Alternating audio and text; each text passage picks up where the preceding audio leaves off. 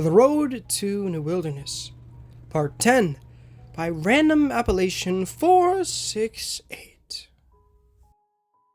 Jamie checked the magazine and her rifle one more time to ensure it was loaded. "You sure you're all topped off on ammo?"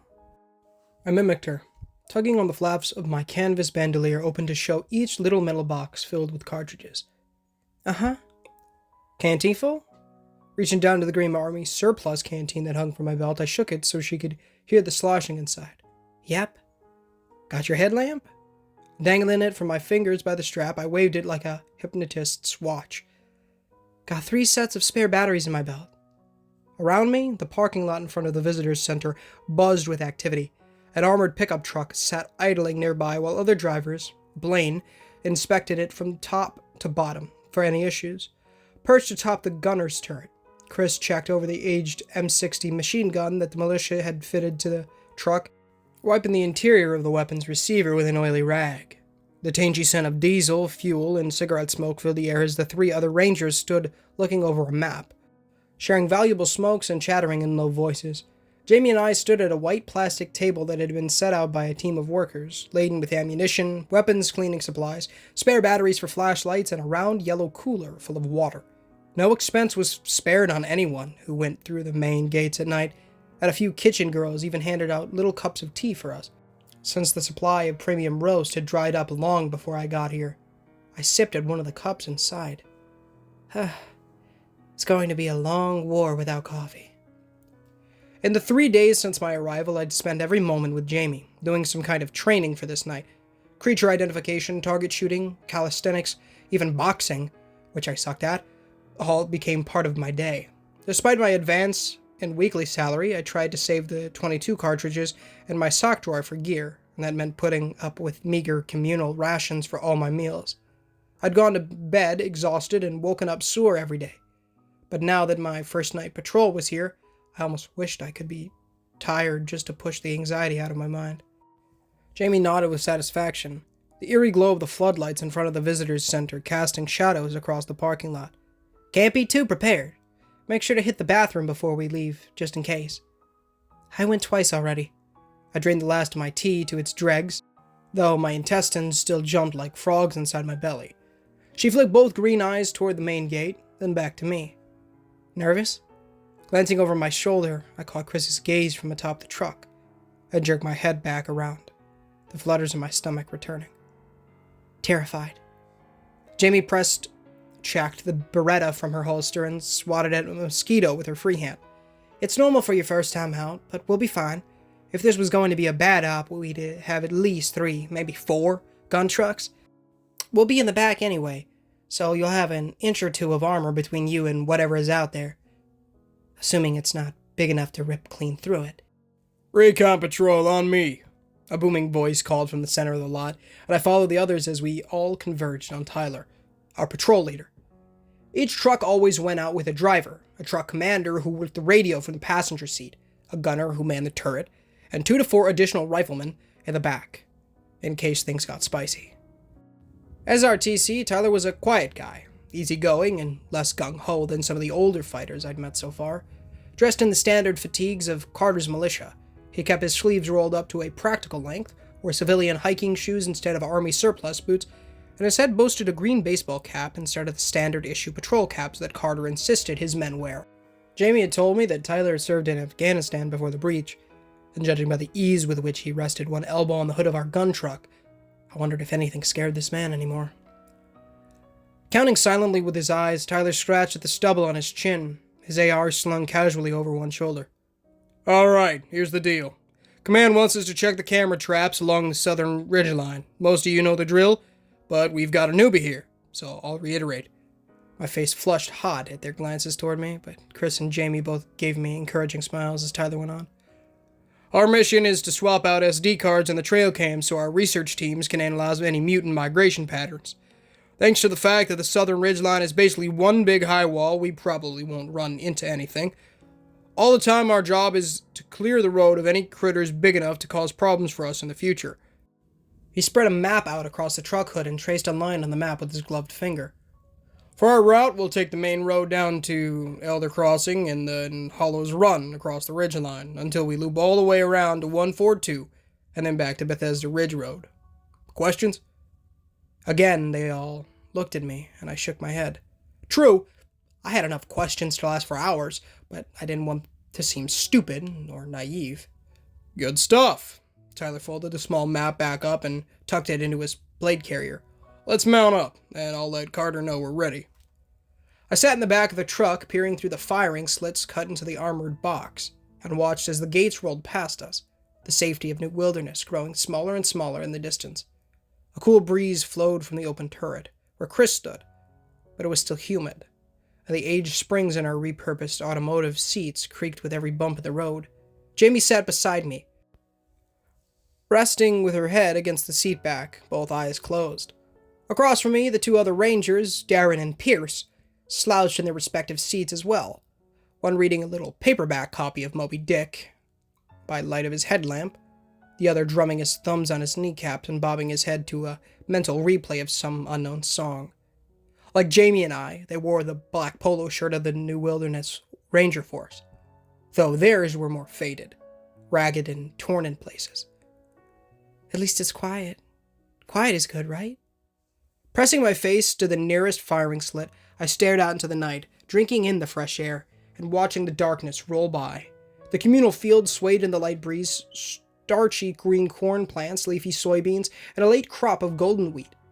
Tall fences marked the pasture areas outside our walls where imposing bison, shaggy longhorned cattle, stocky muscled horses, and many of the changing exotic species huddled in protective herds to ward off any potential threats. Further beyond these, the fences of our exterior pastures ended, and we sped out into the lonely emptiness of the wild. I'd seen plenty of empty places in my various urban travels, abandoned parking garages, shopping malls, and factories.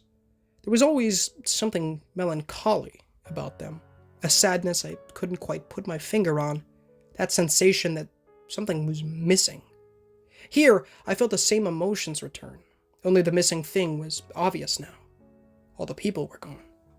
Abandoned cars littered the roadside in several places, most of them either stripped or burned wrecks, with shattered glass and slumped corpses still at the wheel.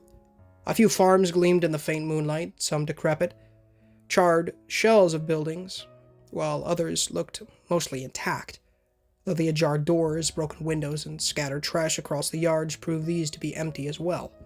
Broken telephone poles marked where something big had ripped down the power lines, and in more than one place I caught the movement of shadows in the trees.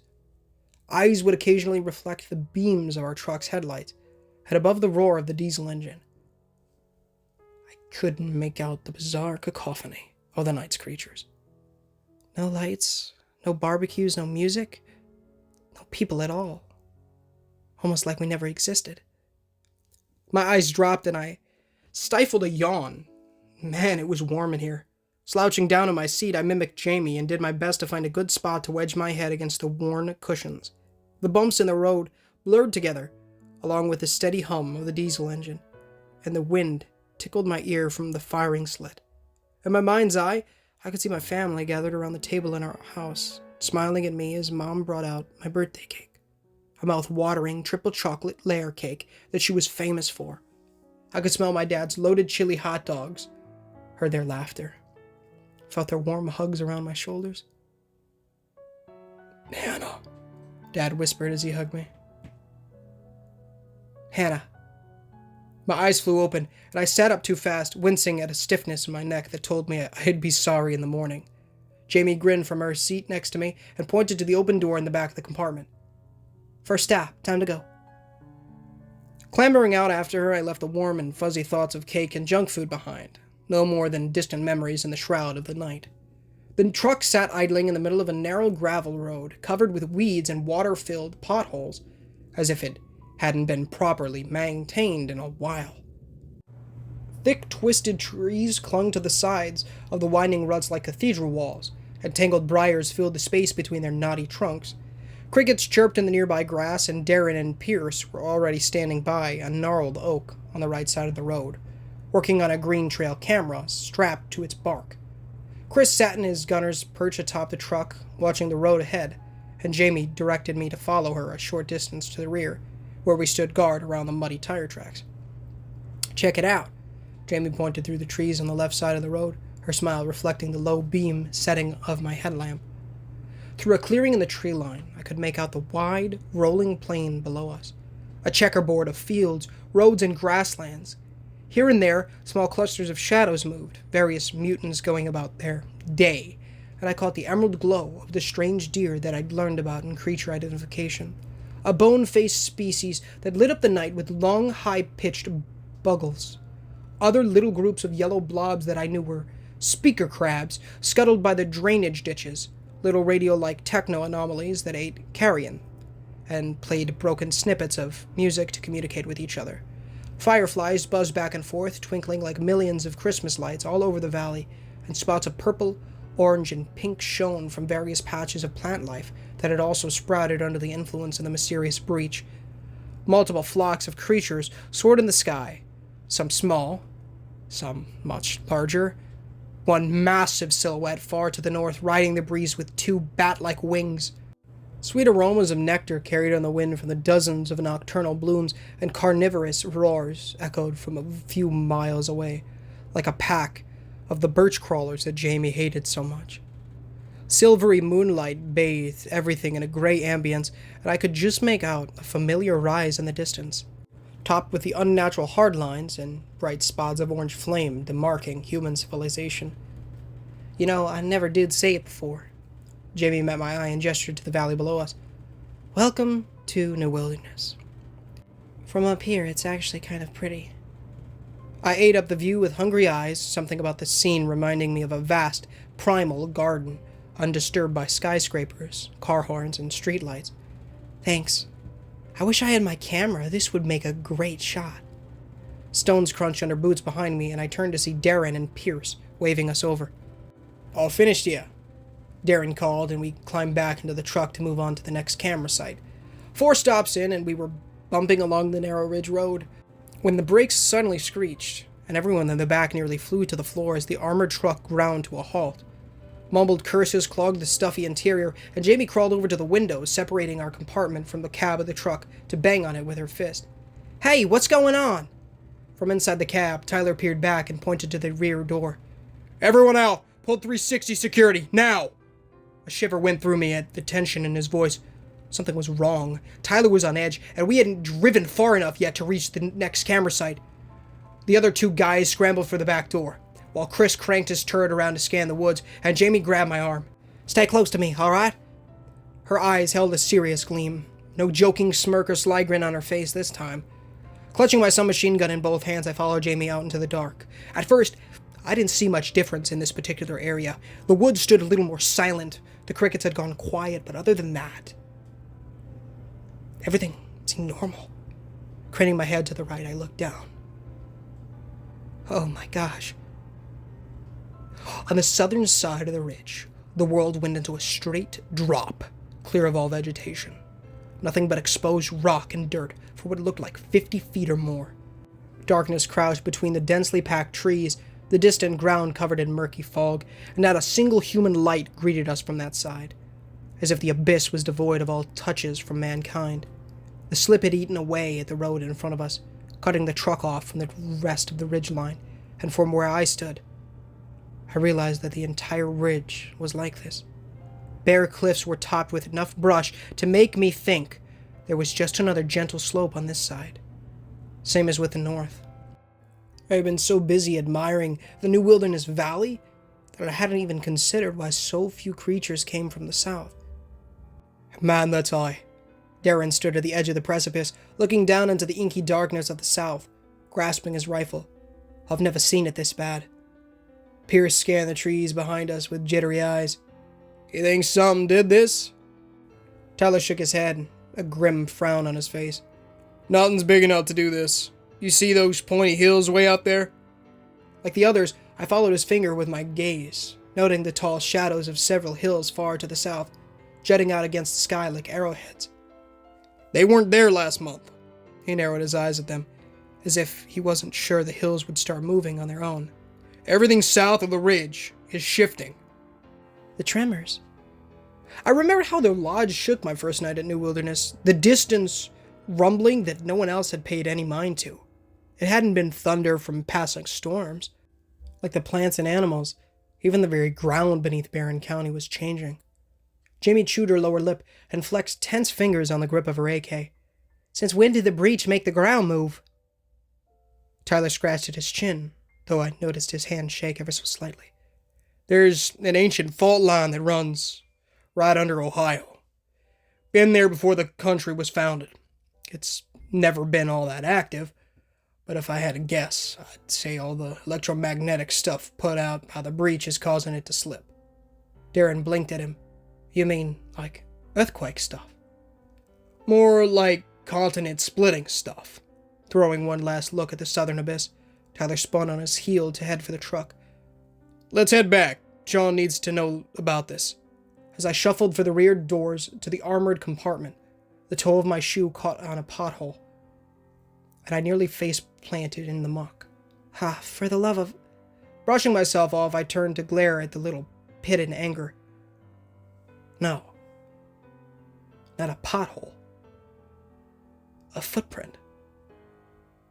A huge, rounded print with 4 big claw marks at the top, pressed deep into the mud.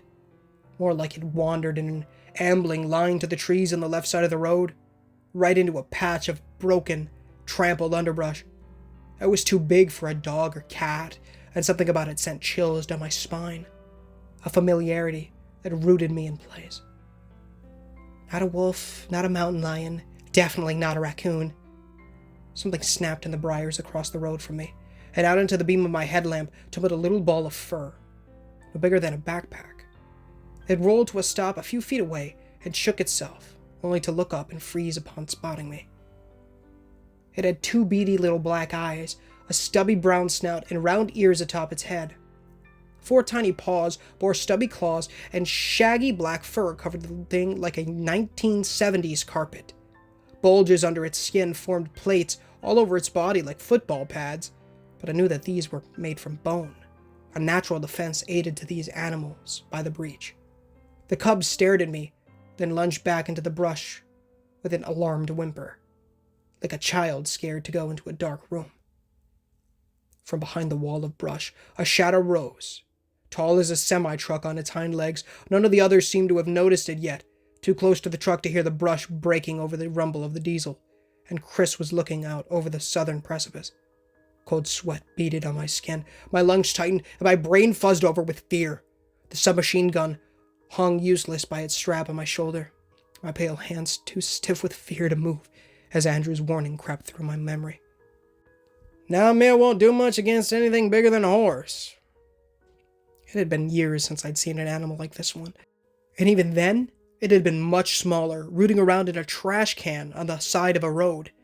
This thing was easily 4 times the size, covered in bony plates of armor, and close enough that I could hear her snuffling at the air with her big black nose. Dirt and wood chips clogged the fur around her paws from where she'd been digging for grubs, and I could smell the musk from her fur on the wind. Her yellowed teeth glinted in the light of my headlamp, both dark eyes fixed on the strange creature before her who had frightened her cub. Bear, I squeaked, unable to scream, and my heart slammed to a stop in my chest.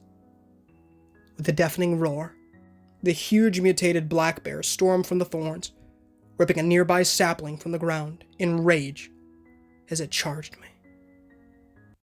Hey guys, thank you for watching today's video. If you did enjoy, please feel free to leave a like, as it does help the channel innumerably and does get the gospel onto people's feeds, as well as please consider subscribing, as we are trying to hit 1,000 subs by the end of the year. If you guys haven't done so already, please read the $1 Million Question. It's on screen right now, as well as in the description or in the pinned comment. If you prefer to read it that way, please read it. It'll teach you how to go to heaven. It'll teach you about repenting of your sins and trusting in the good Lord Jesus Christ with our immense soul and strength, and reading the Holy Bible daily, pray daily, and evangelize people as well. Also join the Discord. That's in the description as well. Also, random revelations. The narrator, well, no, I'm the narrator, the author of today's story, his Reddit page, as well as the original story link, will both be in the description, as well as the amazing music from Mew. Go check him out, his channel, and his music. All the music in these videos are linked in the description, as well as go check out Tamac Plush videos. There's my brother's channel. My brother's channel, plural. And it's really good. I hope you guys enjoy that if you guys are into plush videos. So, I don't know. I kind of want to throw that out there for them. I love you guys. I'm not going to talk too much. Good golly gosh. I will say one thing. The legendaries being shiny locked was a joke, Pokemon. It was a joke. Such a shame. Honestly, I'm contemplating doing something where I can removing the shiny locks, because it is something that you can do. They wouldn't be legit for my living decks by all means, but I don't know if there are certain legendaries left out. Unfortunately, I haven't got a chance to play the DLC yet because I've been working on other bits and bobs, but yeah. Also, stay tuned, stream tonight, 4 close, we're getting that platinum, and then I'm probably not going to stream for like a week. We'll have to see how I end up feeling, but I'm going to be grinding Pokemon, so, and I hope you guys can understand that. I'd love to be able to film it for you guys. I don't know, if I did do the shiny lock removals, I don't know. I don't know if I want to do it not on this account, on my personal one, because, you know, I don't know. It is cheating, like 1000%, but, you know, I think it's bullcrap that they're shiny locked, and I hope there's enough outcry that they end up changing it. I don't know if they will, though, because they never fixed Shiny Charm and BDSP, so, yeah. I love you guys, God bless you, and I'll talk to y'all very, very soon. I don't want to keep you too long, it's already 10 o'clock, I really need to get this out, so, yeah, but thank you guys for tuning in. God Escapist 2 done last night, the 100%, thank the Lord for that. The last 2 DLCs were fantastic. Wicked War was great, but I really just did not have anything that I needed, which, that was a mistake for that one, because I was not looking for everything that I needed, in that, at least for the multiplayer. So what I ended up doing for the next 2 was searching everything for all the multiplayer, which was amazing, and so I ended up doing that. Each one took about an hour instead of the 3, I think, that it was supposed to take, so it was great. I'm gonna let you guys go, though. Thank you for tuning in. Thank you guys so much for the support, as well as you, Lord, and thank you guys so much. Thank you, Lord, as well. It's been crazy, so I very much appreciate it, and I love you guys so very much. But until next time, guys, this is Ninja Gamer, signing off.